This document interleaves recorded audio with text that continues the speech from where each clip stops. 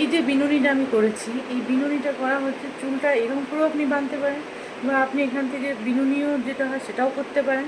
আর এই বিনুনিটা একটু হালকা হালকা ঢিলা, এখানে এই বিনুনিটা করার সময় এখানে সব চুল নিয়ে এখানে একটা গার্ডার আপনি লাগাবেন। গার্ডারটা লাগানোর পর দুটো আপনাকে ফাঁক করতে হবে।